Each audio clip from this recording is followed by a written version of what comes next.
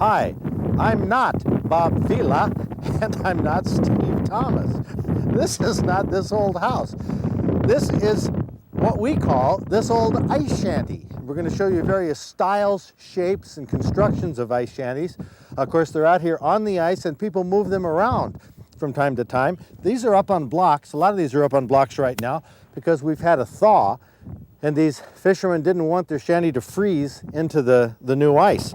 But this one here, traditional construction, plywood on the sides. It has the sloped roof with some metal on the roof. And the way they move this one around, apparently, there's two boards, a board on each side, and I guess 4 guys pick it up. I don't know. Maybe this guy moves it himself. See, he stylized his shanty. This belongs to Ed Beartrap Crewley. Yeah, maybe he moves this himself. You don't have to have a fancy design. This one is just a box, and the paneling doesn't even have to match. I've never seen a shanty made out of bricks. Most of them have a wood exterior. This one has sheet metal, which is stapled to the wood. And of course, these things are transported, slid around, and apparently this one was in a wreck. It looks like, you don't know if they hit it while they were moving, a snowmobile hit it or what, but anyway, this metal, sheet metal on here, of course, prevents the wind from going through the cracks. But there's other ways I've seen of preventing the wind from whipping through a shanty. Oh, and here we have the perfect shanty. This is the perfect one. Look at it. Doesn't it just look like it should be in a suburb somewhere? Terry Rossell, well, you can tell a lot about a person by their shanty. Look at the color, well painted around the windows, an offsetting color, the roof, just perfect, a nice little smokestack with a lid on it. My golly, look at the lettering.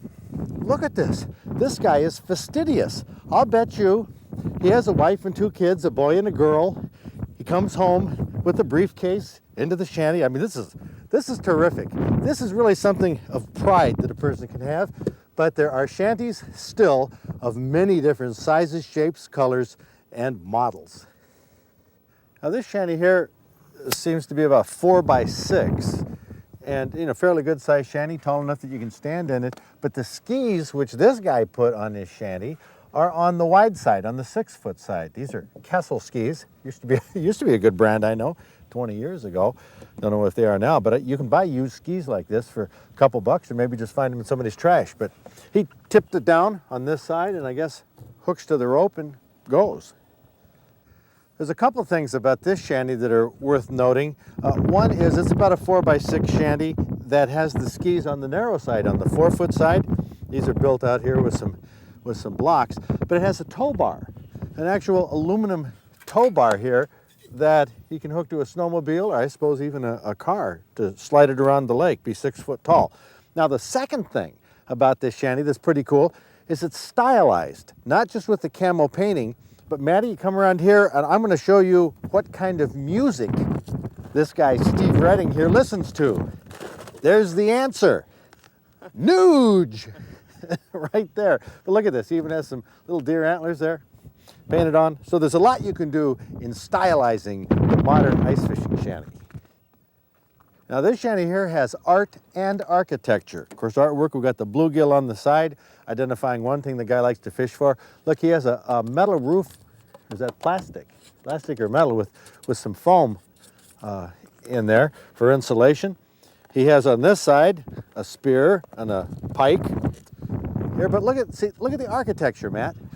See the shape of this? I mean, this is your modern nouveau architecture in ice shanties, the way the roof is. But he can stand up here and fish. Now here he has his skis, which apparently someplace he fits on these for towing this around. And Jack Hale has his front door. Even quite a job here, a little drip guard over the top, vent. Look at this, glass door. I'd say Jack Hale has himself quite a modern fish shanty. This has got to be the weirdest skin for a shanty that I've seen. It appears that this is just a rubber material that is stretched over a frame. The only place there's wood is on this side where the guy has his door, but it's stretched right up over the top. Doesn't appear to be able to allow any air to get in here at all. And you know what you would call this, Maddie? This ice shanty with the rubber exterior? It's a condominium. Okay, sorry about that, sorry about that.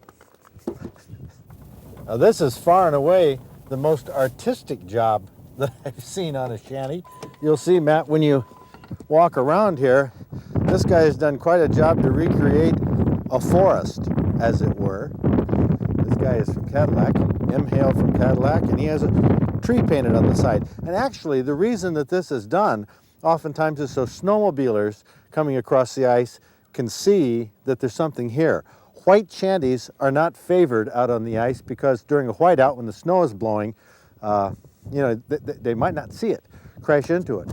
But this also has a sheet metal frame on it, fairly airtight, and has this modern design on the roof.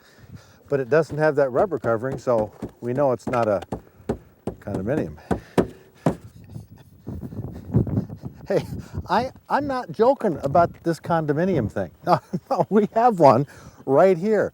This baby appears to be, I would say, an 8 by 10. This is a big one. T. Comstock from Harrietta put this monster up. I don't know if he built it out here or what.